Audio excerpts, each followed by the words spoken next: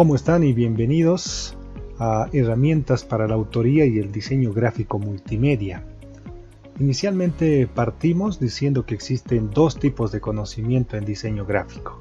El primer tipo es el conocimiento instrumental, que tiene que ver con el manejo de la herramienta, que tiene un sentido fundamentalmente práctico y que exige que ustedes hagan. Sostiene que uno aprende a partir de la práctica. Y por otra parte está el conocimiento estético comunicativo. En este sentido existen principios, normas y reglas que procuran entender que todo lo que forma parte de un diseño fue incluido por alguna razón y que es el resultado de un proceso de análisis y reflexión en el marco de la construcción de mensajes de comunicación y que supone la identificación del público, planteamiento de objetivos, medios, etc. En el marco del conocimiento estético comunicativo es importante entender 5 elementos básicos que vamos a desarrollar en esta oportunidad. El primer elemento está constituido por las leyes de la Gestalt. El segundo elemento son las 6 reglas del diseño digital. El tercero es el manejo adecuado de los colores. El cuarto es la selección correcta de las tipografías y finalmente los 3 pasos simples para lograr mejores diseños siempre. Bueno, arranquemos. Las leyes de la Gestalt. Vamos a partir con un ejercicio que nos va a permitir ejemplificar de qué se trata. Entonces, como ven, tenemos un recuadro donde está escrito el color, pero por ejemplo, la palabra amarillo está escrito con un color verde, la palabra rojo está escrito con un color celeste, la palabra naranja con un color rojo y así. Pero voy a pedirles que intenten leer, pero lo que deben hacer es decir el color, no la palabra. Verde, celeste, rojo, negro, rojo, amarillo, rojo, celeste, verde, negro, rojo, amarillo, verde, negro, celeste, amarillo, rojo, verde. Si ustedes intentan hacer este ejercicio, se darán cuenta de que existe cierta dificultad. Lo que ocurre es que la mente pelea, por una parte, porque quiere leer la palabra y por otra, identifica el color. Este ejercicio nos permite entender la complejidad de la percepción que plantea la psicología de la Gestalt.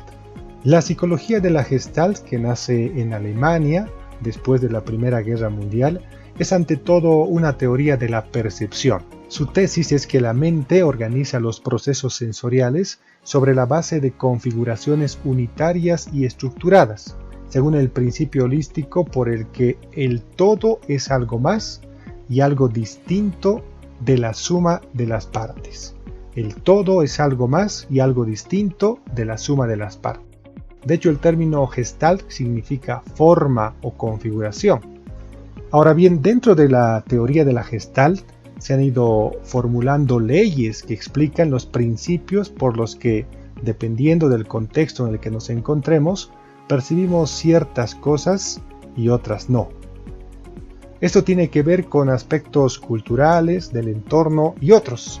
Una persona que nació y vivió en China, en la India o en alguna parte de África tiene una forma diferente de percibir los mensajes que alguien que nació y vivió en la Amazonía boliviana, por ejemplo. Por ejemplo, la primera ley es la ley de la buena forma. La ley de la buena forma se basa en la observación de que el cerebro intenta organizar los elementos percibidos de la mejor forma posible. Organizar los elementos percibidos de la mejor forma posible. Es probablemente la ley más importante y que nos da una mejor idea sobre la lógica por la que se rige la generación de percepciones como un todo. Según esta ley, lo que percibimos con mayor exactitud y rapidez son aquellas formas más completas, pero al mismo tiempo más simples y simétricas. La ley de la buena forma se basa en la observación de que el cerebro intenta organizar los elementos percibidos de la mejor forma posible, por lo que rechaza lo inacabado o defectuoso. Cada persona tiene una tendencia a la búsqueda de buenas formas en lo que percibe, y es justamente a lo que se refiere esta ley. En este marco, en todo receptor existe una tendencia natural a la simplificación, la simetría, el equilibrio, el cierre, el orden. Entonces se podría decir que esta ley responde a exigencias innatas y profundas que están arraigadas en todos los individuos y que produce una percepción de las formas. En síntesis, podemos decir que la ley de la buena forma es producto de la tendencia innata del ser humano a la simplificación. Vamos a mostrar algunos ejemplos. Este ejemplo del elefante se asocia con esta ley porque si ustedes revisan o ven con mayor atención esta imagen, se van a dar cuenta de que no es fácil percibir dónde están las patas del elefante. Entonces el cerebro automáticamente detecta que algo está mal e intenta encontrar la solución o la respuesta. Por eso decíamos que en el receptor existe una tendencia natural a la simplificación, la simetría, el equilibrio. Entonces estamos viendo algo que no corresponde e identificamos de manera directa. En este otro ejemplo, si revisan, es difícil identificar cuántos pilares tiene esta estructura. Entonces igualmente el cerebro detecta e inmediatamente procura encontrar la solución. Lo mismo en este tercer ejemplo. Se trata de un cubo de madera, pero si ustedes revisan con detalle se van a dar cuenta de que aquí no existe lógica, ¿no? Pese a que es un diseño digital y que podría tener por supuesto esta debilidad, el cerebro humano busca la solución. La segunda ley es la ley de la figura y fondo. No podemos percibir una misma forma como figura y a la vez como fondo de esa figura. El fondo es todo lo que no se percibe como figura. Entonces, en base a este concepto hay que entender que la percepción sucede en forma de recortes. Percibimos zonas en las que centramos la atención y a las que llamamos figura, y zonas circundantes o adicionales que quedan justamente en un plano de menor jerarquía al que denominamos fondo. Es decir, hay una diferenciación. Hay una figura que está en primer plano, digamos lo más importante, y hay un fondo que es complementario. Tal como ven en estos ejemplos, hay una figura y un fondo, pero por tratarse de una imagen en blanco y negro, pueden darse cuenta de que en esta percibimos, por ejemplo, una especie de copa, pero también al mismo tiempo, si nos centramos en la parte negra, son dos personas o los perfiles de dos personas. Entonces cuando los colores se invierten ocurre más o menos lo mismo, pero acá resalta más la copa. Otros ejemplos, si ustedes ven esta imagen van a ver de hecho que se trata de dos personas que están a punto de besarse, pero también si toman en cuenta más el color blanco es la silueta de una mujer. Lo mismo ocurre con esta imagen. ¿Qué es lo que ven? ¿No? Seguramente van a ver más de una forma y más de un fondo por el contraste que existe. Entonces es una persona que está tocando un instrumento musical y además parece la cara de una mujer utilizando el efecto umbral, es decir, solamente en colores blancos y negros. Entonces, si bien estos diseños han sido construidos en blanco y negro y pareciera que eso logra este efecto, también existen diseños que son a color que tienen esta tendencia, ¿no? Y que son utilizados en este caso como publicidad. Aquí hay un frente y un fondo que se logra a través del contraste. Entonces es una copa que está formada a partir de la vestimenta de una mujer. Igualmente aquí el frente y el fondo, ¿qué es lo que vemos al frente y el fondo? Nos permite generar diseños como este, ¿no? Donde vemos aparentemente dos cerillos o fósforos que están encendidos, pero además si uno ve con mayor detalle va a encontrar que se trata de dos personas, al menos esa es la intención. Aquí hay otro diseño que también es interesante, que habla del frente y fondo, ¿no? Que básicamente también sirve para mostrar algo más, ¿no? Tenemos la oreja, pero si ven en este sector van a encontrar que se trata de un rostro, ¿no? La nariz, la boca, y que obviamente tiene una intencionalidad en el diseño. Bien, la tercera ley es la ley de la continuidad y dice, si varios elementos parecen estar colocados formando un flujo orientado hacia alguna parte, se percibirán como un todo. Bueno, la ley de continuidad nos dice que los elementos orientados en la misma dirección tienden a organizarse de una forma determinada. Esto significa que preferimos interpretar la información visual como conectada en lugar de desconectada, es decir, la mente automáticamente genera esa ilusión. Aquí hay un ejemplo de las manos. Entonces lo que la mente hace es que inicialmente ve las manos separadas y finalmente imagina que en la parte más superior, aquella que ni siquiera vemos, las manos ya están juntas, ¿no? Lo mismo ocurre en esta imagen. Vemos una serie de árboles y la mente imagina que en este sector finaliza, ¿no? Y que son muchos más árboles los que están hasta el final. La cuarta ley es la ley de la proximidad. Los elementos próximos entre sí tienden a percibirse como si formaran parte de una unidad. Los elementos próximos entre sí tienden a percibirse como si formaran parte de una unidad. Es decir, que estos elementos tienden a agruparse con los que se encuentran a menor distancia. Por ejemplo, en este principio, ley de la proximidad, si la estructura de un diseño está como ven acá, entonces entendemos nosotros por nuestra naturaleza que hay un objeto que está separado o aislado, ¿no? Si se estructura de esta manera, ya asociamos esta estructura a las columnas y esta otra estructura a las filas. Entonces tiene que ver con la estructura que le vamos a dar a nuestros diseños, por ejemplo. Ahora, la sumatoria de las partes pueden significar algo, como en este caso. Nosotros asociamos la forma en la que están organizadas estas personas a un icono, ¿no? Que es la Estatua de la Libertad. Lo mismo ocurre acá en este anuncio de Coca-Cola. Objetivamente lo que vemos es una serie de botellas, pero que sumadas en conjunto representan o pretenden representar una sonrisa. La ley de la proximidad señala que subconscientemente nuestro cerebro agrupa estos objetos que tienen una proximidad visual común, definida por el color o el movimiento, porque nuestro cerebro busca la continuidad, y eso es lo interesante. En este otro ejemplo igual, ¿no? Es la marca de Unilever, pero objetivamente lo que vemos son varios iconos que unidos forman una U. Lo mismo acá, en este diseño, objetivamente lo que se ve son palabras en inglés, pero que al unirse nosotros asimilamos que se trata de la cabeza de una persona, que tiene esa forma al menos. La quinta ley es la ley del cierre o de la completud. Dice, las formas cerradas y acabadas son más estables.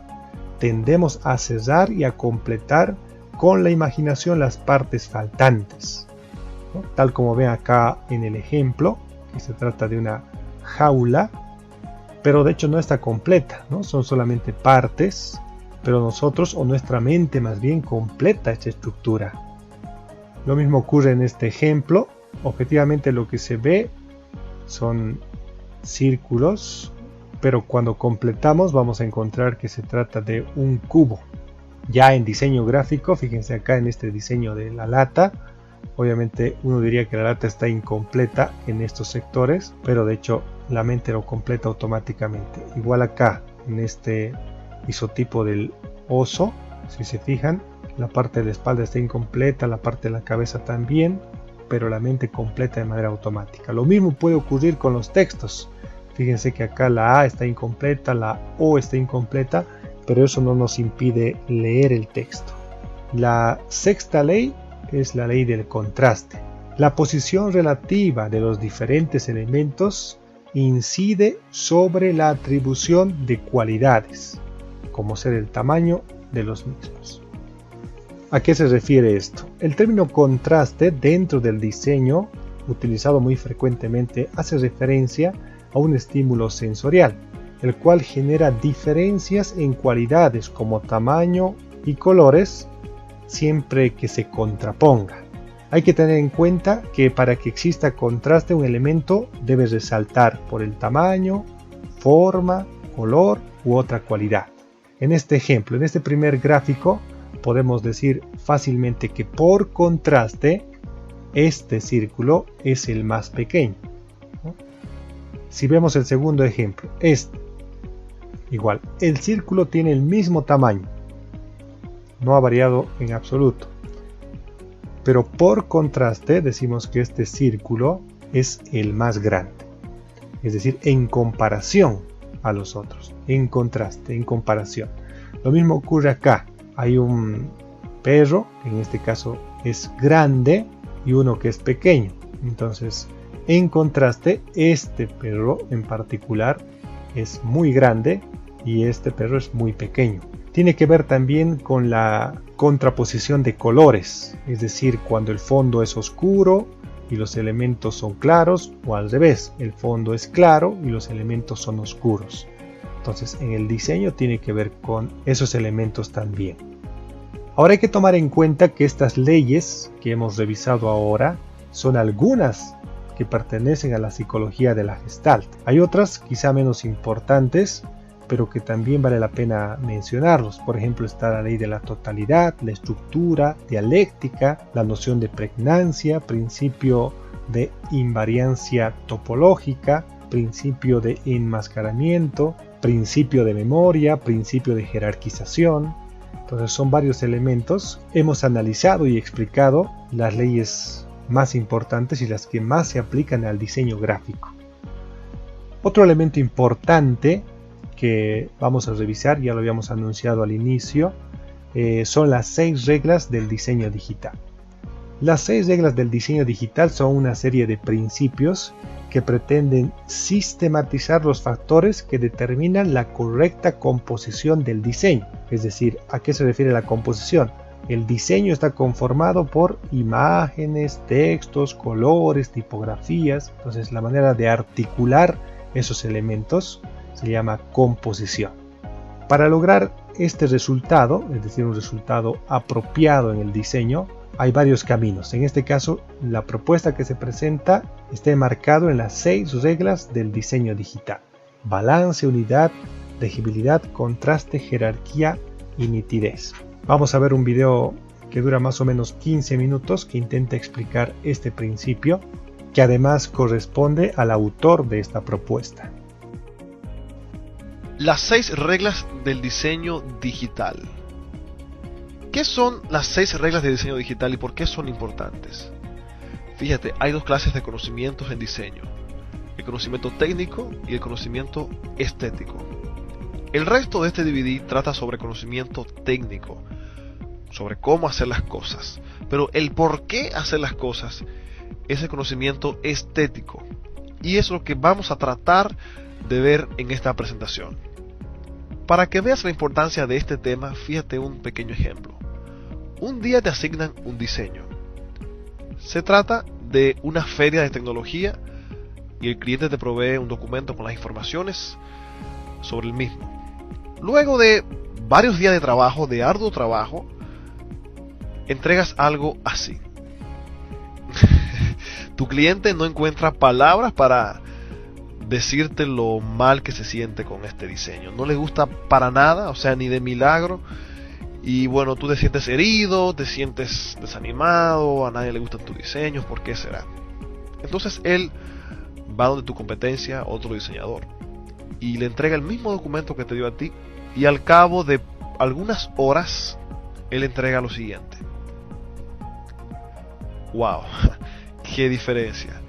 Y pensar que usaron el mismo programa, las mismas herramientas, pero con un resultado totalmente diferente. ¿A qué se debe esta diferencia? Principalmente al conocimiento estético que tenía el otro diseñador que tú no tienes. Pero, ¿es esto una barrera insalvable? Claro que no. Así que, observa esto. Los buenos diseños no son obra de la casualidad. No significa que un día te levantas con el pie derecho o con el pie izquierdo y bueno, hoy te quedan bien, mañana te quedan mal. No. Realmente diseñar bien es un sistema, es un conjunto de reglas que se pueden aprender y no depender así de la casualidad. un buen diseño no depende de cuánto se conozca un programa. Es decir, aunque parezca paradójico, ser buen diseñador no depende de qué tanto yo sé Photoshop, qué tanto yo sé Illustrator. Realmente tú puedes conocer el programa completamente, para qué sirven todas las herramientas, y con eso aún hacer cosas que se vean mal. Tampoco depende de cuánto tiempo tengas en el área. Hay gente que dice, bueno, ya yo tengo 7 años en esto, así que todo lo que yo hago se ve bien. Para nada, o sea, eso no tiene absolutamente nada que ver. Claro, el tiempo te da experiencia y con eso es posible que diseñes mejor, pero no, o sea, no es una, por sí no es un punto válido para asegurar que tu diseño se vea bien porque tienes mucho tiempo. O sea, tú puedes tener mucho tiempo haciendo cosas feas. Entonces, por el otro lado, estas reglas son sencillas, sumamente simples. De hecho, es posible que la hayas escuchado por ahí con otro nombre, con otra cantidad, no importa. Pero esta es mi versión de estas reglas simplificadas. Funcionan inmediatamente y cualquiera las puede utilizar. En mis cursos en vivo he visto milagros de personas que no saben diseñar nada, o sea, nunca han diseñado nada en su vida. Por ejemplo, programadores, gente que no es de esa línea tan creativa. Y luego de aplicar estas reglas, hay que verlo para creerlo. O sea, les funcionan inmediatamente y los resultados no se dejan esperar. Tampoco tienes que ser artista. Y aquí te voy a confesar algo. Yo no soy pintor, no soy dibujante, no soy fotógrafo. Realmente, con el uso de estas reglas es que he podido ayudar a que mis diseños se vean bien, lo cual, si no es tu caso, o sea, si tú también eres una persona que no tienes esas cualidades innatas, te van a ayudar bastante también. Fíjate estos diseños que te voy a mostrar ahora. Son todos de mi autoría. Estos diseños fueron hechos en Photoshop, utilizando las reglas que vas a ver a continuación. En algunos casos vamos a analizarlos y cómo se aplicaron las reglas en estos diseños y por qué. ¿Estás listo? Comenzamos. El caso es que estas reglas te van a ayudar a pasar de diseños que se vean mal, estéticamente hablando, a diseños que se vean bien. La número 1 es la siguiente. Balance. Es la distribución de los elementos dentro de una composición. Este puede ser simétrico o asimétrico. En pocas palabras, fíjate. Si tomamos este diseño y lo dividimos por la mitad, por el centro, tengo lo mismo de ambos lados. Esto se llama balance simétrico.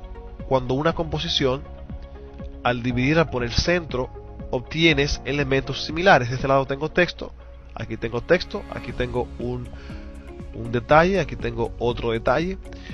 Este tipo de balance es el más fácil. El ser humano, de forma natural, detecta cuando algo está desbalanceado.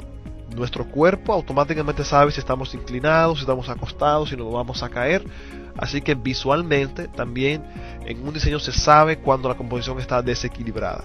Lo que debes cuidar es, en sentido general, que la composición, tu diseño, no se caiga ni para la izquierda ni para la derecha. Y con esto cuentas entonces con el balance. El simétrico es el más fácil de lograr porque es tan simple como tomar el diseño, partir por el centro y hacer que se equilibre de ambos lados con elementos similares. Pero el balance asimétrico es un poco más difícil, pero es el más recomendable y el más utilizado. Puedes ver aquí que si tomo el diseño por el centro, no tengo los mismos elementos de cada lado, pero sí se mantiene equilibrado. Fíjate que este cuadro, este marco con la foto de estos personajes y esta flor pesan bastante. Pero de este lado tengo esta cinta que es grande y le hace un contrapeso. Aquí tengo un poco de balance simétrico. Aquí tengo una cinta y aquí tengo otra. La razón por la que puse dos es que si aquí no pongo la cinta y dejo una sola aquí, pues la composición se me cae hacia la izquierda. ¿Entiendes? Es simple. El asunto es no dejar los lados sin equilibrar. Entonces, en el diseño mal, el que rechazó tu cliente, puedes ver que el balance aquí no se respetó. Aquí tienes un espaciado, aquí tienes otro espaciado, sin ninguna razón de ser. Este texto no se alinea con nada, ni con el principio de este texto, ni con la fotografía, con nada. Está puesto ahí de forma arbitraria. Igualmente, si fijas que arriba y abajo tiene unos espacios que tampoco tienen razón de ser, cuestión de que el balance en esta composición queda totalmente descartado. No hay un balance planeado aquí. Por el otro lado, el que hizo la competencia sí tiene un balance equilibrado. Fíjate que aquí le pusieron un detalle, aquí también hay otro detalle. Aquí tenemos informaciones, de este lado también tenemos informaciones. Aquí tengo un CD grande y aquí tengo un pequeño. Eso podría ser un desbalance, pero no. Fíjate que este color verde le hace contrapeso a este CD grande. Todo está calculado, nada queda a la casualidad. Esa es la regla número 1, el balance. La número 2 es la unidad. Es la propiedad de un diseño que une a todos los elementos en una composición. Puede lograrse la unidad a través de colores, imágenes y tipografía. Esta regla es simple. En este diseño estoy hablando o estamos tratando el tema del turismo. Por lo tanto, utilizamos imágenes que tienen que ver con el turismo.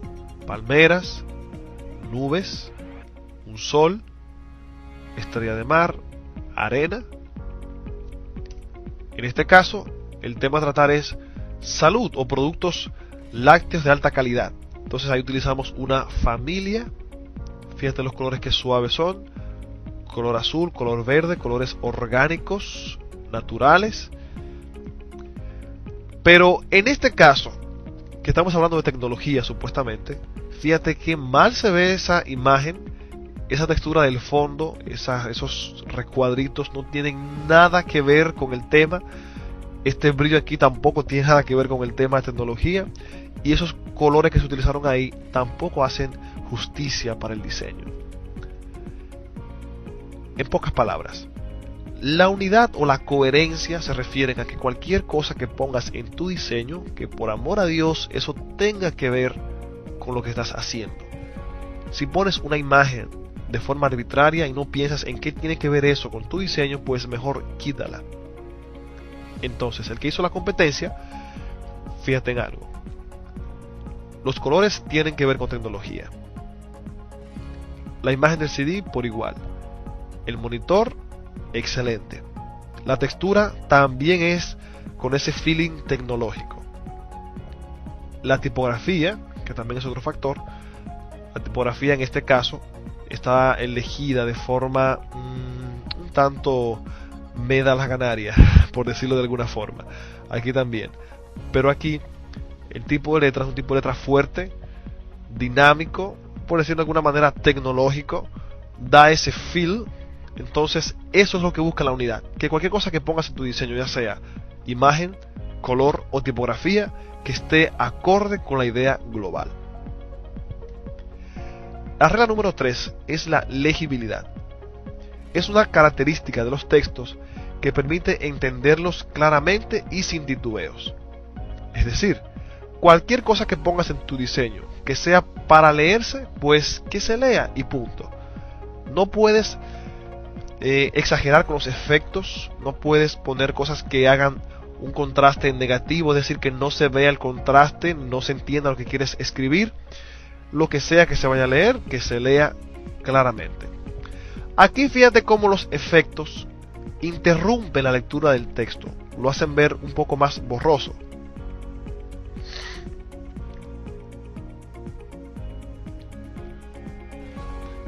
Igualmente, en este caso el texto está puesto encima de un objeto, de una foto clara, blanca, lo cual no ayuda mucho tampoco su legibilidad. Y esta textura que tiene aquí no ayuda para nada tampoco, pues lo que hace es que, aparte de que es más incómodo leerlo así, el texto curvo, esta textura que tiene dentro, este degradado, para nada le va bien. Así que cuida mucho eso, lo que tengas para escribir, lo que sea para leerse, pues que se pueda leer sin problema. Algo que se cumple a la perfección en este caso. La regla número 4 es el contraste. Propiedad de los elementos en una composición que nos permite distinguir unos de otros. Esta es bien fácil. Si tienes un fondo oscuro, pues que la letra sea clara. Si la letra es clara, pues que el fondo sea oscuro. Si tu fondo es azul, la tipografía no puede ser azul, pues no hay contraste. Fíjate en este caso. Aquí hay un recuadro transparente azul. La letra entonces es clara, una letra blanca, brillante. Igualmente aquí. En algunos casos donde he diseñado algo y este logo es azul y el fondo también es azul, este efecto salva la situación, pues le da el contraste que necesito. Igualmente aquí, aunque las letras son blancas y el fondo es también claro, esta ligera sombra que tienen ayuda con el contraste de forma tal que se pueda entender. Regla número 5. Nitidez. Es el medio que nos permite apreciar un diseño de forma satisfactoria. Esta regla no tiene que ver directamente con tu diseño, pero tiene que ver con el medio a través del cual lo presentas. Es decir, si tu diseño es para imprimirse, debes cuidar mucho el papel a través del cual se imprime el diseño. Si tu diseño es para proyectarse en una presentación, pues ahí debes cuidar entonces el proyector, que esté bien enfocado, que esté bien colocado. Como te fijas, es una regla que no tiene nada que ver con tu diseño, pero si el medio a través del cual lo presentas se ve afectado, tu diseño también, a última instancia, se verá afectado. Por último, tenemos la jerarquía. Es el control de la importancia visual de los elementos en una composición. En pocas palabras, no todo lo que está en tu diseño tiene la misma importancia. Y la jerarquía se puede lograr no solamente con el tamaño, también con el lugar donde pones algo. En este caso, todo este texto, la descripción del evento y la información están aproximadamente en el mismo nivel jerárquico. Algo que no ocurre aquí. En este caso, la fecha, es decir, los datos del evento, están puestos de una forma más resaltadas que la descripción del mismo. Aunque los dos se ven bien, tienen diferente jerarquía. Entonces, resumiendo, las 6 reglas de diseño digital son el balance, la unidad, la legibilidad, la nitidez, el contraste y la jerarquía. Estas reglas debes memorizarlas, si es posible imprímelas, anótalas, pégalas a tu lado para que cada vez que hagas algo, revises si cumple estas 6 reglas. Pueden ser la diferencia total y absoluta entre un diseño mediocre y un diseño que resalte, que llame la atención y que sobre todo se vea bien. Balance, unidad, legibilidad, nitidez, contraste y jerarquía. Las 6 reglas del diseño digital. Bien, entonces a partir de ahora deberíamos tener claro qué es el balance, la unidad, la legibilidad, el contraste, la nitidez y la jerarquía. Sobre todo esto nos sirve para tener un lenguaje común.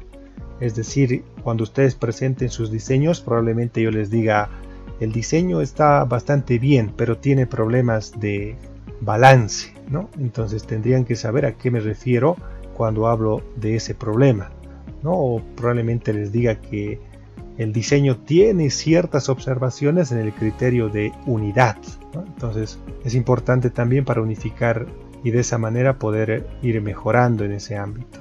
Otro aspecto fundamental del diseño es el manejo adecuado de los colores, ¿no? Entonces este punto 3 lo vamos a desarrollar también. Y hay que entender inicialmente que el color es un elemento de comunicación, es decir, que comunica algo y que está lejos del tema de gustos o el tema meramente estético. Y por eso es importante conocer el significado de los colores. Se ha popularizado el significado de los colores por los estudios en psicología sobre todo, y su aplicación en la construcción de mensajes es fundamental. Algunos de los significados asociados a los colores, digamos, más usados son rojo, que se asocia con pasión, violencia, fuego, seducción, poder. Amarillo, que se asocia con armonía, sabiduría, agilidad, brillantez. El azul se asocia con estabilidad, confianza, con algo masculino y racionalidad.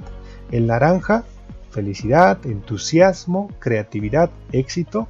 El verde, lógicamente, con naturaleza, crecimiento, fertilidad, dinero, aire libre.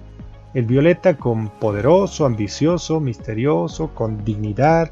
El rosado, obviamente, con lo femenino, con el romance, la inocencia, con lo juvenil. El negro con poder, con lujo, emociones fuertes, conocimiento, con algo sofisticado. Pero es importante señalar que más allá del significado como tal, está el principio de comunicación que pretende entender lo que ellos transmiten y obliga a un proceso de reflexión en su uso.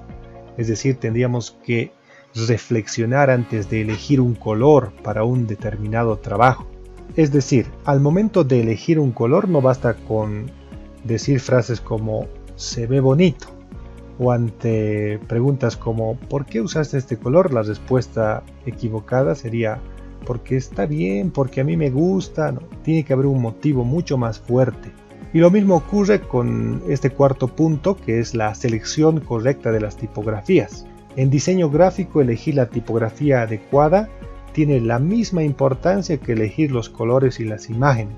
La elección de una tipografía u otra debe estar basada en criterios lógicamente de comunicación, ya que también supone un proceso de reflexión y análisis de significados, igual que el color. Además, se debe buscar un equilibrio entre lo que es estético y lo funcional en el marco del propósito general de cada proyecto gráfico. Y eso es lo importante, ¿no? En el marco del propósito general de cada proyecto gráfico. Cuando decimos un equilibrio entre lo estético y lo funcional, es que efectivamente tiene que verse bien, y mucho de lo que estamos haciendo está asociado con eso, ¿no? Con el tema estético. Pero funcional tiene que ver con lo que señalaba en las 6 reglas del diseño digital, que es la legibilidad. Lo estético o lo atractivo no puede reemplazar a la legibilidad. Es decir, de nada sirve un texto que sea muy bonito, pero que finalmente no se lea, en pocas palabras. Existe una larga lista de elementos que definen la pertinencia o no de una u otra tipografía, como las familias tipográficas, por ejemplo, la clasificación tipográfica, la anatomía de la tipografía o la anatomía tipográfica, los estilos de tipo de letra que conocemos, ¿no? Bold, cursiva, negrita y otros aspectos. Pero en definitiva, lo que debe quedar claro es que una buena tipografía ayuda a comunicar lo que deseamos, refuerza el diseño, tiene la tarea de brindar legibilidad y en ocasiones puede convertirse en el protagonista del diseño. Aquí tenemos algunos ejemplos. De la familia serif, la tipografía Google, que transmite estabilidad y fiabilidad, y su fuente serif tiene una influencia calmante. La tipografía manuscrita o script de Cadillac es una marca elegante y sofisticada. La tipografía de la familia sans serif de LinkedIn, que procura transmitir seguridad, actualidad y profesionalidad. Y la tipografía decorativa o de fantasía de Disney, que lo que procura, como la mayor parte de las tipografías decorativas, es darle una personalidad específica. Para terminar, es importante saber que cuando elegimos una tipografía debe haber un proceso igual de reflexión y entender qué es lo que comunica cada una de estas. Finalmente, en cuanto a lo estético comunicativo, vamos a conocer los 3 pasos simples para lograr mejores diseños siempre, que tiene que ver con documentarse, realizar un boceto y revisar. Lógicamente se debe entender que hay más de una manera de hacer las cosas y por lo tanto hay más de un procedimiento que se puede seguir. Este video, que es muy corto, que dura, si mal no recuerdo, 3 minutos, nos va a permitir conocer estos pasos simples y que también es de la autoría de quien realizó el video de las 6 reglas del diseño digital. 3 pasos simples para lograr mejores diseños siempre. Estos 3 pasos los he aprendido con la práctica, con los errores también, claro. Y si haces estos 3 pasos junto con las 6 reglas del diseño, vas a obtener buenos diseños siempre de forma rápida y sin mucho problema. El primer paso es hacer un boceto. siempre. Te explico algo. Imagina que vas a una selva y no tienes un mapa en las manos. No vas a saber dónde ir, qué hacer, cuál es el primer paso, no sabes nada. Pues estás en un amplio mundo muy vasto y no tienes una idea clara de dónde estás ni a dónde quieres llegar. Entonces, ¿por qué rayos pensamos que si nos enfrentamos a un documento en blanco, en una aplicación que tiene tantas herramientas, tantas opciones, sin tener una idea clara de lo que queremos, ¿por qué pensamos que vamos a obtener un buen resultado? Pues olvídate de esto. Hacer un boceto es simple, sin embargo, te da tantos beneficios que no entiendo por qué se ignora tanto esto. Un boceto no debe ser nada complicado, lo puedes hacer a mano, un boceto en papel, también lo puedes hacer digital. Cuando hice la página web de expression.com.do, hice rápidamente un boceto en Photoshop, el cual me ayudó bastante con el diseño, pues ya tenía una idea clara de lo que quería y cuando me senté en el programa, pues no duré tanto tiempo para terminar con un buen diseño. El paso número 2 es documentarse, que no es lo mismo que copiar.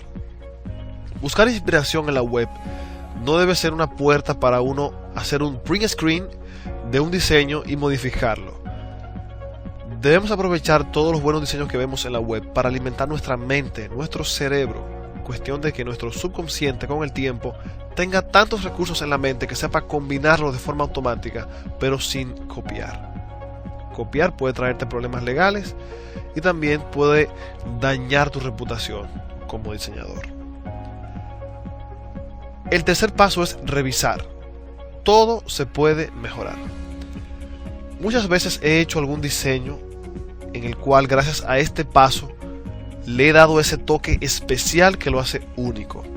Por ejemplo, si acabas un diseño, te recomiendo siempre que te pares de la computadora, tomes un poco de agua, camines un poco, hagas otra cosa y luego regresa a tu diseño y dedícale 10 minutos extra, no más de ahí, 10 minutos extra para ver qué puedes quitar o qué puedes poner. Pero claro, no exageres para que no caigas en el perfeccionismo, cuestión de que dures una eternidad con un diseño. La idea es, tómate 5-10 minutos extra para ver qué puede mejorar tu diseño y de esta forma vas a darle ese toquecito extra que hará toda la diferencia. En resumen, primero, hacer un boceto siempre. Nunca te sientes en tu máquina sin tener una idea clara de lo que quieres hacer. Número 2, documentarse. Comenzar a crear una amplia base de datos mental con diseños de toda clase, pero sin copiar. Paso número 3, revisar. Todo diseño se puede mejorar siempre y cuando le dediquemos algunos minutos extra para ver qué podemos hacer mejor. Ya para resumir, hemos visto las herramientas para la autoría y el diseño gráfico multimedia. Se ha establecido que hay dos tipos de conocimiento en diseño gráfico: el conocimiento instrumental, que tiene que ver con el manejo de la herramienta, con un sentido fundamentalmente práctico. El conocimiento estético comunicativo, que considera las leyes de la Gestalt, las 6 reglas del diseño digital, el manejo adecuado de los colores, la selección correcta de tipografías y los 3 pasos simples para lograr mejores diseños siempre. Bien, ahora corresponde enfatizar en el conocimiento instrumental, que nos va a permitir poner en práctica el conocimiento estético comunicativo, es decir, aplicarlo. Vamos a aprender el uso del programa Adobe Photoshop en esta oportunidad, pero antes es importante que quede claro cuáles son los resultados de la clase 2. Los resultados son, por una parte, las prácticas de clase y por otra, el trabajo. En cuanto a las prácticas de clase, una de estas prácticas consiste en realizar un diseño con relación a la simplicidad de la herramienta, en la que emplearemos recursos y herramientas del programa Adobe Photoshop. La práctica, por supuesto, pretende brindarles conocimiento instrumental, pero sobre todo pretende demostrar la simplicidad de la herramienta Photoshop, la facilidad de su manejo y de esta manera motivarlos. La práctica 2 consiste en realizar 4 prácticas con guías de diseño en PDF. La práctica consiste en seguir las instrucciones de las 4 guías de diseño que están en formato PDF y que se encuentran en el Dropbox del módulo. Deben subir el diseño de simplicidad de la herramienta en formato JPG al grupo de Facebook del módulo y deben subir las 4 prácticas con guías de diseño en PDF al Dropbox del módulo en la carpeta que tiene su nombre. El plazo de cumplimiento de ambas prácticas es hasta las 22:00 de la jornada de la clase. En cuanto al trabajo, que corresponde a esta segunda clase, consiste en realizar un diseño gráfico creativo en el marco del proyecto educativo que desarrollarán como trabajo final de este módulo. Igualmente, más adelante se explicarán los detalles. El plazo de cumplimiento es hasta las 18:55 del próximo lunes. Deben subir el diseño en formato JPG al grupo de Facebook del módulo. Algunos apuntes importantes: antes de realizar este trabajo, deben haber realizado las prácticas correspondientes. Eso les dará ideas y recursos de diseño. Debe ser un diseño creado por ustedes desde la concepción de la idea. Les sugiero tomar en cuenta los 3 pasos simples para lograr mejores diseños siempre. Estos son algunos ejemplos. La clase anterior hemos visto muchos más. Ustedes, como resultado de la clase 1, además han identificado varios diseños creativos. Adobe Photoshop es un programa de edición de fotografías de mapas de bits o mapas de píxeles. Es un programa que permite realizar sin duda varios trabajos, porque de hecho el eslogan que maneja Adobe Photoshop es: si lo puedes imaginar, lo puedes hacer. Ustedes pueden encontrar dentro la carpeta que les he pasado y que se encuentra en Dropbox, que tiene el nombre de recursos parte 1, simplicidad de la herramienta, que es la carpeta número 3, algunos ejemplos de lo que puede hacer Photoshop. Entonces vamos a revisarlos ahora, ¿no? Por ejemplo, esta es una imagen, la imagen original, y esta es la imagen modificada, ¿no? Entonces hay evidentemente cambios estéticos. Si ustedes revisan, la primera imagen en la parte de la frente, por ejemplo, tiene arrugas que en la segunda desaparecen. El tema del cabello también se modifica. El tema del mentón. Entonces, básicamente lo que queremos lograr con esto es que ustedes entiendan que se trata de una herramienta muy fácil de manejar. Es por ello que hablábamos de la simplicidad de la herramienta. Aquí también tenemos una imagen. En la parte izquierda de sus pantallas ustedes pueden ver el montaje que se ha iniciado y en la parte derecha el montaje finalizado. Entonces es una herramienta que permite obtener un realismo muy grande, tal como ustedes pueden apreciar. En este caso también el montaje iniciado en la parte superior y el montaje finalizado, ¿no? Los recursos que se han utilizado. En este caso de igual manera, en la parte superior el montaje iniciado y en la parte inferior el montaje finalizado. Fíjense que los recursos están acá, ¿no? El bote, la flor, la otra flor y en este caso la modelo, ¿no? Y también aquí hay una luna que se ha incorporado. Entonces son varios elementos que tienen que ver con este montaje. Aquí en el cambio de luminosidad, ¿no? Antes y después, o la modificación que se realiza. Lo mismo acá, el montaje iniciado en la parte superior y el finalizado en la parte inferior, ¿no? Fíjense que el resultado es muy real de hecho, y ese es el objetivo que deberíamos tener. También se ha modificado el tema del cielo. Otro montaje interesante. Bueno, el antes y el después también de otro montaje. Lo mismo ocurre acá, el original y el modificado. En la parte superior el montaje iniciado y en la parte inferior el montaje concluido. También, por supuesto, pueden lograr cambios estéticos que son muy rápidos y fáciles de lograr. Como ven acá, la imagen original y la modificada, el antes y el después. Y bueno, son algunos ejemplos. Que hemos podido revisar. Entonces vamos a trabajar con esta primera imagen que les había mostrado para que ustedes vean lo fácil que es, que tiene que ver con la simplicidad de la herramienta. Entonces, un poco hablando de la interfaz que tiene Photoshop, en la parte superior está el menú, donde ustedes pueden ver archivo, edición, imagen, capa, texto, selección, filtro, 3D, vista, ventana, ayuda. En la parte izquierda están las herramientas, ¿no? Herramienta selección, herramienta recorte, herramienta mover, ¿no? Varias otras herramientas que vamos a ir utilizando también. Aquí está por supuesto la herramienta texto. Entonces inicialmente vamos a abrir la imagen que queremos modificar.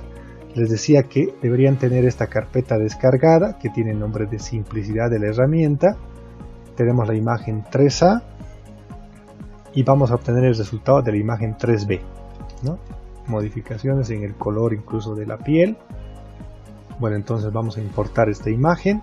En Photoshop se puede realizar desde el botón archivo, abrir y ahí buscamos, ¿no? En este caso yo tengo acá un diplomado, material para entregar, recursos, les decía la tercera carpeta. Seleccionamos el archivo que queremos abrir, en este caso la imagen que tiene el nombre de 3A, no se confundan por favor, no debería ser la 3B, la 3A. Lo primero, en el sector de paneles se van a dar cuenta de que la imagen tiene un candado acá. Este candado lo que nos está diciendo es que esta imagen está protegida, ¿no? Y que algunos de los cambios que pudiéramos realizar, como cambios de color, recortes y demás, pudieran no resultar como nosotros esperamos. Es decir, si yo utilizo un pincel de un color, podría pintar de otro color. Si borro la imagen, podría no borrar y en cambio poner una serie de imágenes repetidas en la parte de abajo. Entonces, lo que tendríamos que hacer es, como paso 1, desbloquear. Para desbloquear simplemente se hace doble clic y aquí nos dice qué nombre le vamos a poner a la capa desbloqueada. Una vez más, en el candado que ven acá, hacemos doble clic 1, 2 y aquí nos dice qué nombre le vamos a poner. En este caso le vamos a poner el nombre de imagen original. Vamos a duplicar la capa para que así tengamos una capa sin modificaciones y una capa modificada y ustedes puedan percibir los cambios. Para eso simplemente hacemos clic derecho en este espacio que ven acá, encima del texto, clic derecho y tendríamos que elegir la opción duplicar capa que está acá. Duplicar capa nos pide que le pongamos un nombre a la capa, en este caso vamos a poner el nombre de imagen modificada. Ok, entonces ya tenemos dos capas, ¿no? Una capa, dos capas. Estos ojitos que ven acá nos están diciendo que son visibles o no las capas. En este caso podemos hacer invisibles ambas capas, podemos activarlas ambas. Y esta selección que ven acá nos dice que estamos trabajando sobre esta capa en particular que tiene el nombre de imagen modificada. Entonces fíjense por favor que esta selección esté donde dice imagen modificada. Entonces lo primero que vamos a hacer es irnos a un filtro para ver las modificaciones que se pueden lograr. En la parte de arriba en el menú vamos a filtro y elegimos la opción licuar. Entonces este es un filtro que nos permite hacer modificaciones de, por ejemplo, inflar, desinflar, empujar y demás. Entonces lo primero que tenemos que hacer es activar el modo avanzado para que se nos activen más herramientas. Fíjense, en este sector tengo para marcar donde dice modo avanzado. Marco y las opciones se han activado en la parte izquierda y en la parte derecha. Entonces lo primero que vamos a ver es esta primera herramienta que dice herramienta deformar hacia adelante. Fíjense, aquí tengo un tamaño específico de este círculo que está en la frente ahora, que yo podría modificar aquí en la parte derecha, ¿no? Si quiero que sea más grande, dice tamaño de pincel, entonces por ejemplo de ese tamaño, ¿no? En este caso voy a mantener inicialmente 100 y voy a ver cómo puedo modificar. Fíjense la modificación que se puede lograr. ¿Cómo se logra? Simplemente hacemos clic sin soltar y movemos. Si queremos reconstruir esto, porque hemos fallado, no es lo que queríamos lograr, entonces utilizamos la segunda herramienta que dice herramienta reconstruir. Pasamos por ese sector y automáticamente se modifica. Entonces esta es la herramienta, ¿no? Podríamos modificar la parte de los ojos si queremos, no sé, las orejas, varios puntos. Entonces hay la opción reconstruir, o también podemos apretar Control Alt Z, es decir, la tecla Control, la tecla Alt y la letra Z, y va retrocediendo igual. Bien, entonces, ¿qué cambios podríamos hacer? Hay otra herramienta que se llama herramienta desinflar y herramienta inflar. Fíjense, acá está, herramienta desinflar. Fíjense lo que hace. Me acerco, por ejemplo, a la nariz, ¿no? Y achica, ¿no? Reduce. Control Alt Z para retroceder, ya saben, he retrocedido. En tema de los ojos puedo hacer lo mismo. Esto también me podría servir para hacer caricaturas, por ejemplo, ¿no? O si quiero simplemente reducir el tamaño de sus orejas. Voy a reconstruir una vez más este sector, este sector. Bueno, ya intentando lograr lo que queríamos hacer. La herramienta inflar es para agrandar. Fíjense, si quisiera agrandar los ojos. Control Alt Z para retroceder. Voy a reconstruir por si acaso. Aquí está. Reconstruyo. Muy bien.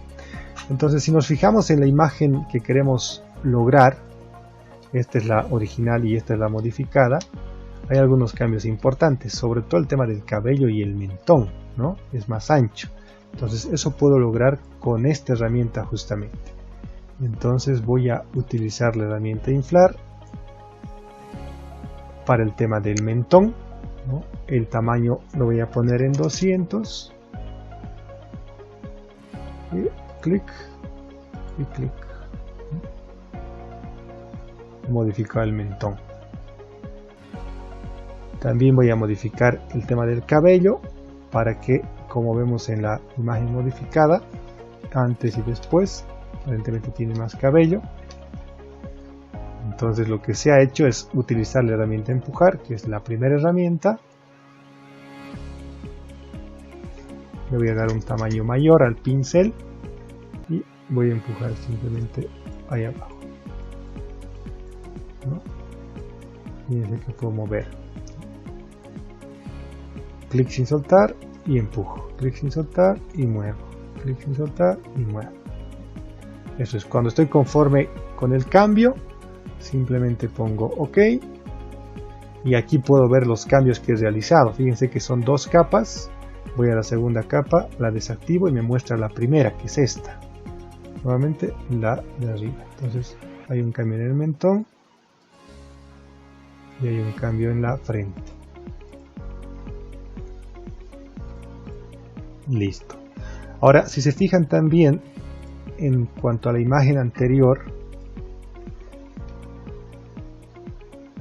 la imagen original y modificada, otro cambio es el tema de las líneas de expresión que tiene acá en la parte de la frente, la parte de la nariz y también el tema de las ojeras. A ver, ahí está, antes, después. Entonces eso es lo que voy a modificar ahora.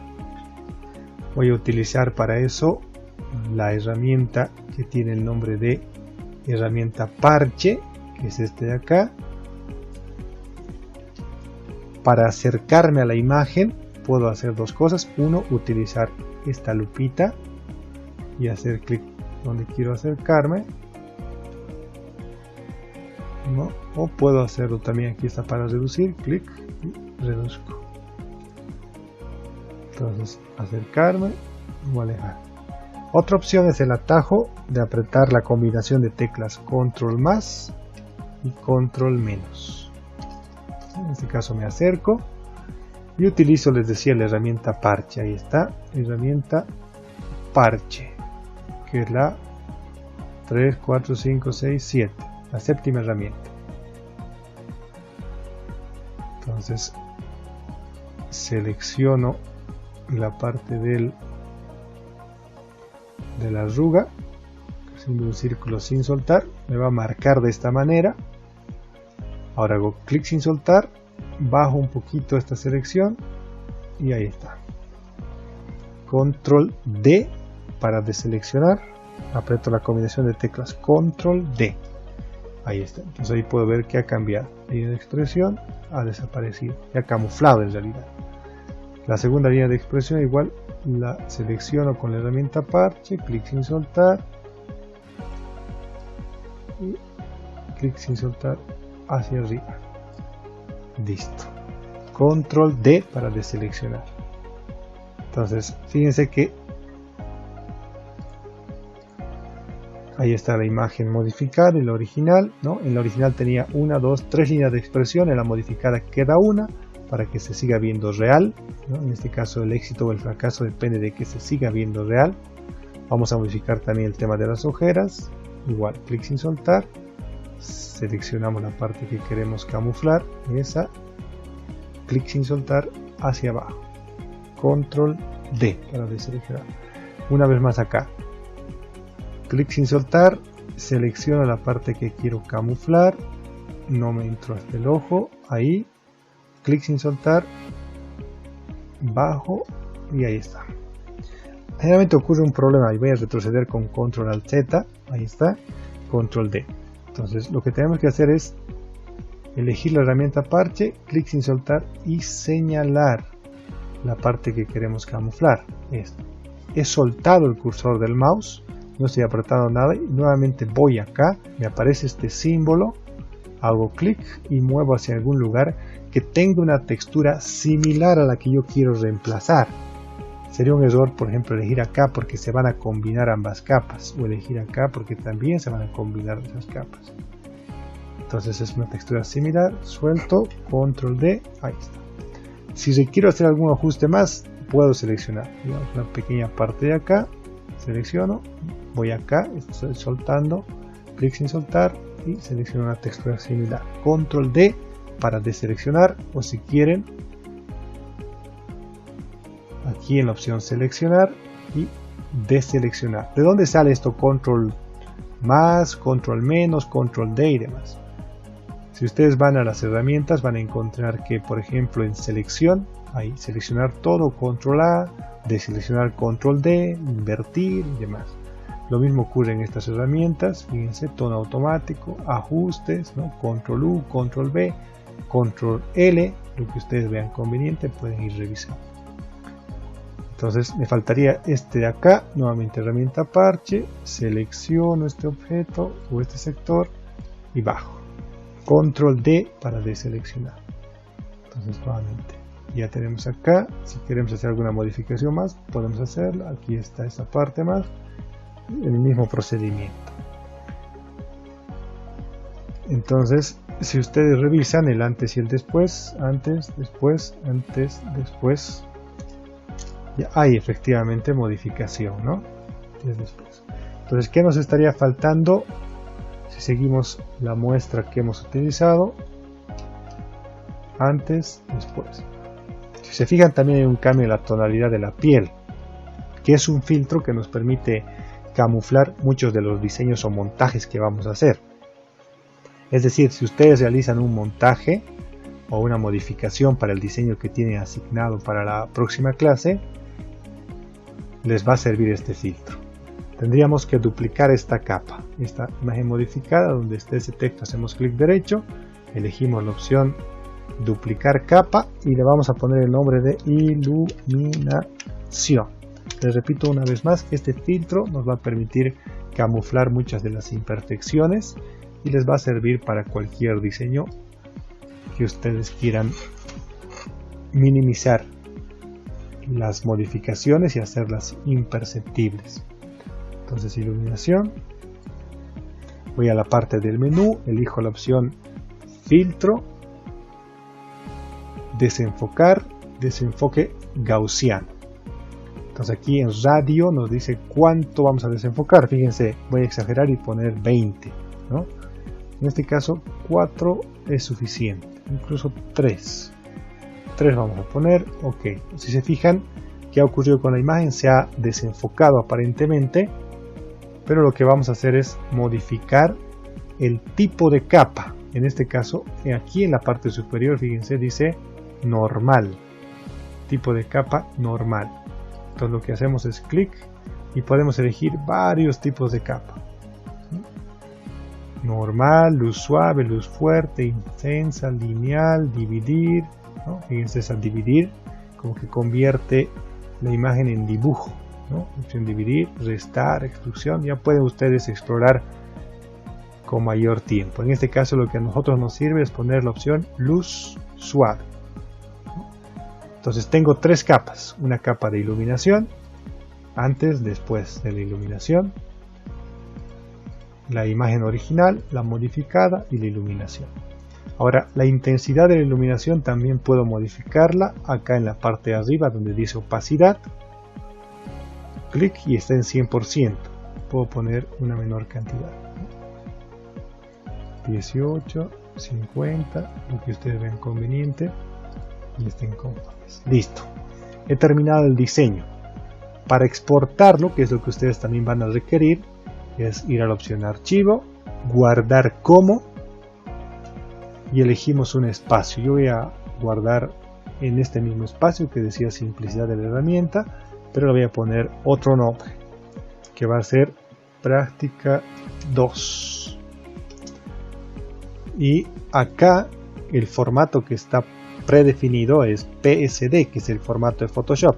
Si yo guardo en este formato, lo que va a ocurrir es que voy a poder abrir sí y solo sí con Photoshop, ¿no? Y lo voy a guardar para que ustedes vean. Guardar, listo, lo cierro, voy a la carpeta en la que he guardado práctica 2, doble clic y ahí está la imagen, ¿no? Pero si quisiera guardar como una imagen normal, legible con cualquier lector de imágenes, entonces lo que hacemos es archivo, guardar como, y elegimos el formato JPG. Entonces le voy a poner también el nombre de práctica 2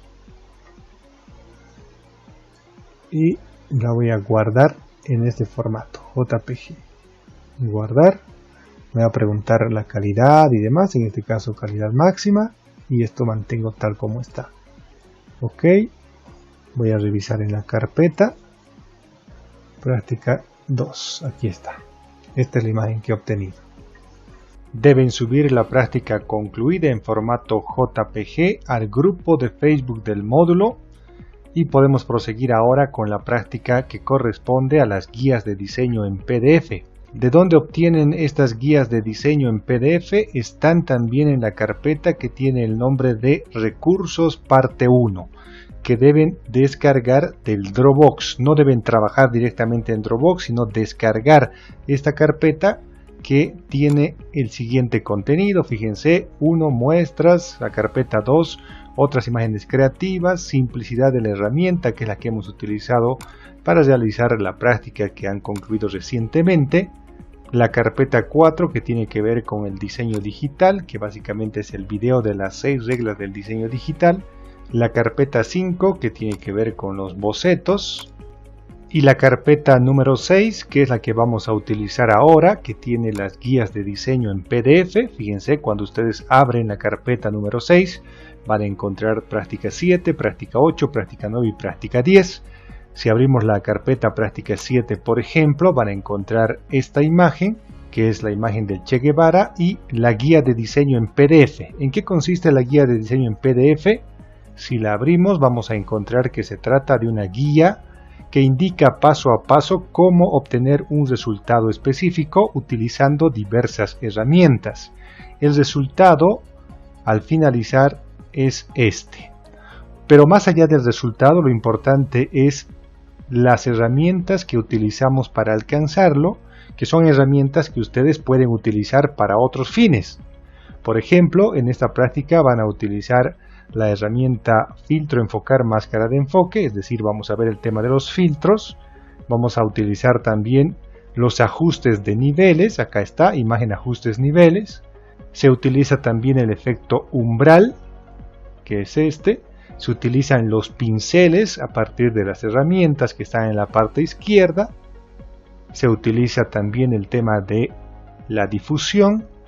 Y bueno, son varias herramientas que empezamos a utilizar, que si bien nos dan este resultado, con estas mismas herramientas podríamos alcanzar otros resultados con otro tipo de imágenes. En la práctica 8 se utiliza sobre todo el tema de los filtros. Fíjense que acá hay varios filtros que aplicamos a esta misma imagen.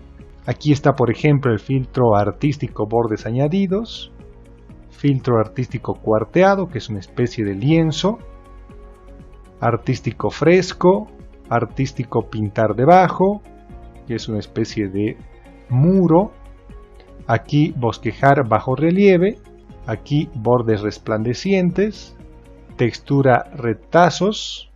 Y bueno, lo importante, les decía, más allá de este resultado que parece bastante simple, es que ustedes ya incursionan en el uso de diversas herramientas, ¿no? Acá estaríamos viendo el tema de los filtros que ustedes posteriormente pueden utilizar ya en el trabajo que sigue o también en los próximos diseños que tienen mayor complejidad y que nos van a servir, por ejemplo, para los mensajes tipo para Facebook.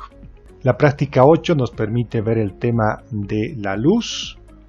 Si abrimos acá, está por ejemplo el cambio de luz, cuando uno puede, por ejemplo, aclarar una imagen que está muy oscura, ¿no? Puede generar un destello artificial, como ven acá. Igualmente las herramientas que vamos a empezar a utilizar nos dan mayores posibilidades para diseños posteriores. Y la práctica que probablemente es la más importante, que está asociada con el montaje, que es la práctica número 10, que básicamente tiene que ver con incluir un elemento, en este caso el lorito, dentro de un contexto diferente, ¿no? Ese es el montaje como tal. Si abrimos la guía de diseño, fíjense que paso a paso nos indica que debemos recortar el objeto, en este caso el lorito, con una herramienta específica que es el lazo poligonal, y luego transportamos a otro entorno que es este toro de cemento, lo transportamos, acomodamos y a partir de estas herramientas logramos que el montaje se vea bastante real en cuanto a sobreexposición, subexposición, desenfoque o enfoque, entre otras alternativas. Ahora, en todos los casos hay un procedimiento que está descrito en estas guías de diseño y vamos a ver cuál debería ser la manera en la que ustedes tendrían que trabajar para alcanzar el resultado final. Entonces, básicamente es ingresar a la carpeta, abrir el PDF y seguir las instrucciones paso a paso. Práctica 7. Procesar la imagen hasta obtener el umbral de la misma. Paso número 1. Inicialmente cargamos la imagen o la abrimos desde el menú Archivo. Lo que ya hemos hecho en la práctica anterior. Archivo, abrir y buscamos la imagen que corresponde, que en mi caso está acá en la carpeta Recursos parte 1, la número 6, práctica 7 y acá está la imagen. Entonces la abrimos, ponemos OK acá y tenemos la imagen correspondiente. Voy a continuar con la guía de diseño. Dice, notamos en el panel de capas que la imagen está como una capa de fondo. La misma contiene una imagen original, es por eso que debemos hacernos una copia de la capa de fondo y trabajar sobre la copia. O sea que duplicar la capa tal como lo hemos hecho con la imagen del Dr. House en la práctica anterior. Entonces, básicamente, clic derecho, duplicar capa. Ok, entonces aquí tenemos la capa duplicada. ¿Qué más nos indica? Paso 3. Antes de obtener el umbral de la imagen, debemos preparar la imagen de tal forma que el resultado sea el mejor posible. Primero aplicamos una máscara de enfoque desde el menú, y esto es importante porque en varios momentos les va a pedir una ruta. Esta es la ruta. Filtro, enfocar, máscara de enfoque. Entonces voy a Photoshop y busco la opción en la parte superior. Filtro, enfocar, tengo que buscar, y la opción que dice máscara de enfoque. Entonces la ruta es filtro, enfocar, máscara de enfoque. Hago clic y se me abre este panel, ¿no? Y en el tutorial también me indica qué cantidades debo poner en este espacio. Cantidad 75, radio 2.5, umbral 0. Entonces esas cantidades debo poner también 75, 2.5 y 0. 2,5 y 0. OK. Entonces ahí puedo ver el cambio que se está generando, activando o desactivando esta parte de acá del ojito. Desactivo antes, después. Antes, después. Y de esa manera tengo que continuar el trabajo. Dice, luego modificamos los niveles de entrada de colores. Esto para crear la imagen. Desde el menú, imagen, ajustes, niveles. Esa es la ruta entonces. Imagen, ajustes, niveles. Me va a aparecer este panel. Pongo las cantidades específicas. Igual, nuevamente aplicamos el umbral de la imagen desde el menú, imagen, ajustes, umbral. Entonces continuamos el procedimiento para alcanzar el resultado. Les decía que en todas las guías de diseño en PDF, es decir, la 8, la 9 y la 10, ocurre exactamente lo mismo. Fíjense que acá en la práctica 8 nos dice igual una ruta, ¿no? Inicialmente cargamos la imagen o la abrimos desde el menú archivo, paso 1. Paso 2, ahora realizamos las 7 copias de la capa de fondo, ya que aplicaremos un filtro diferente a cada copia. Entonces paso a paso nos indica el procedimiento. Acá también ocurre lo mismo, ¿no? Que debemos hacer y obtenemos el resultado. Es acá también en la práctica 10, paso a paso nos indica qué debemos hacer para alcanzar. Entonces debemos realizar estas prácticas con las guías de diseño en PDF para alcanzar el resultado que se espera.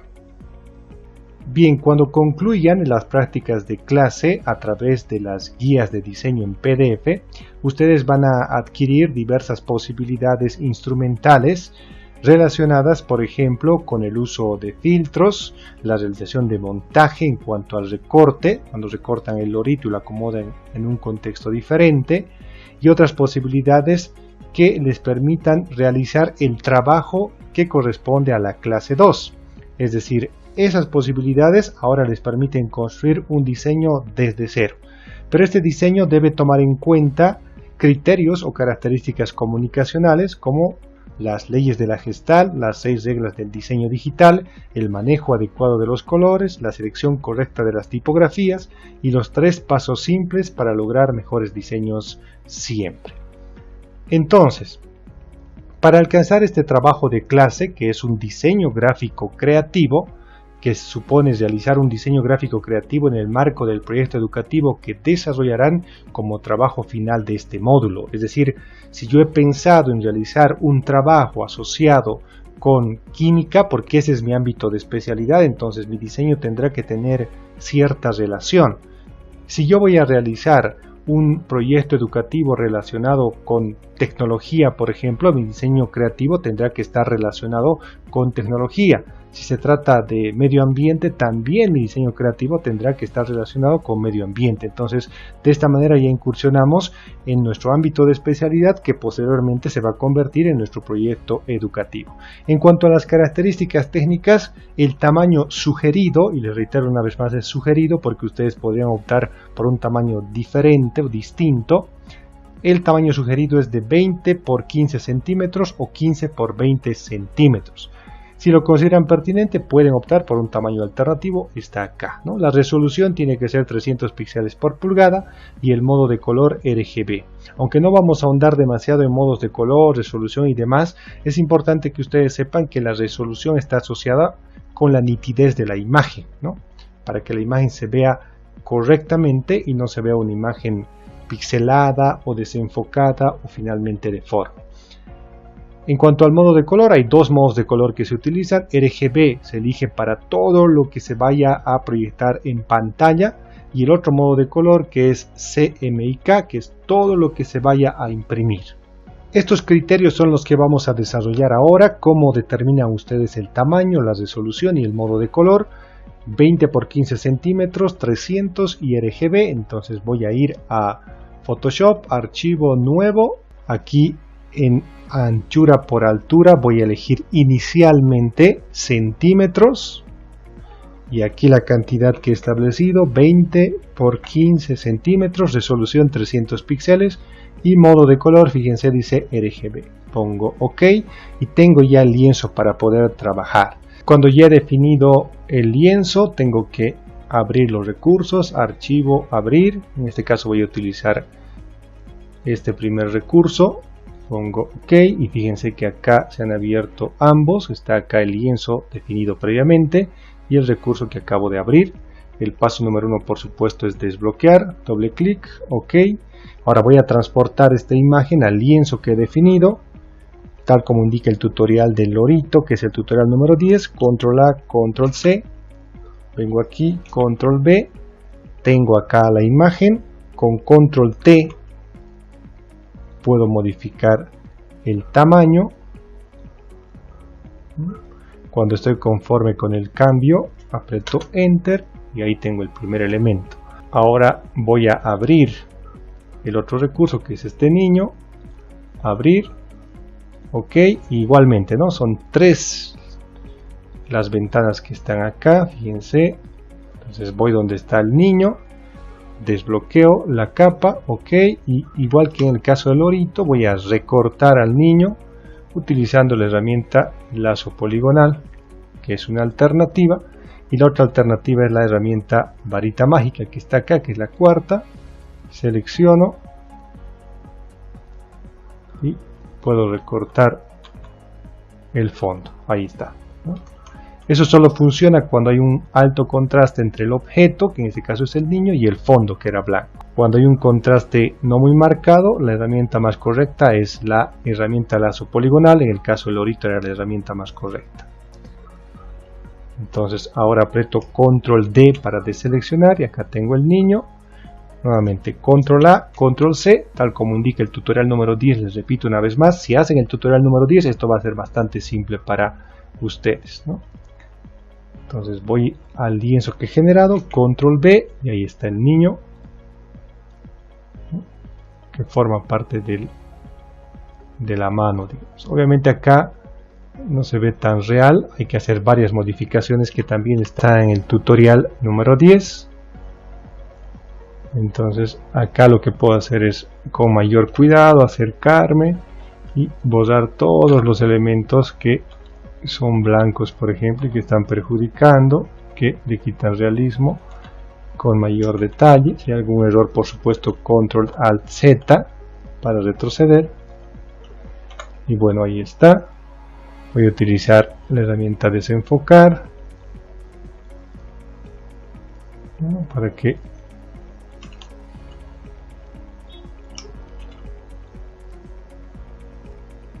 se vaya fusionando mejor con el fondo.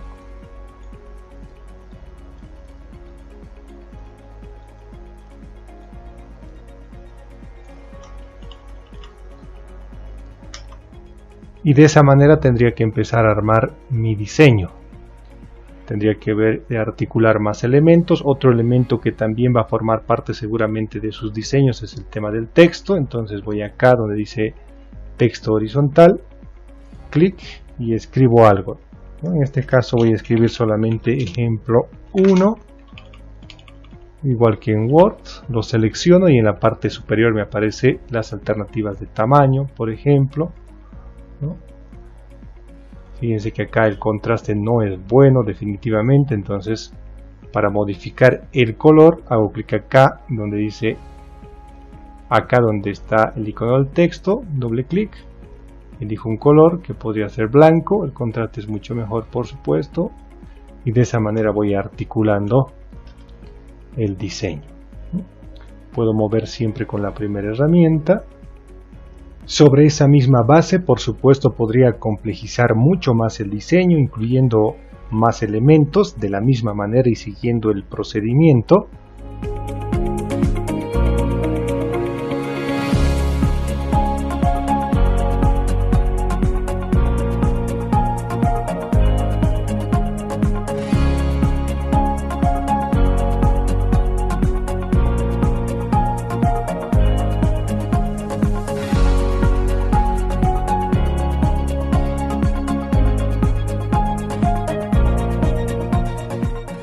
Cuando ya estén conformes con el resultado, lo que pueden hacer es simplemente guardar de este archivo, guardar como, lo guardan en formato PSD, que es el formato de Photoshop, y también nuevamente lo guardan de este archivo, guardar como, y esta vez eligen el formato JPG. y este formato JPG tendrá que ser el que ustedes suban al grupo de Facebook del módulo.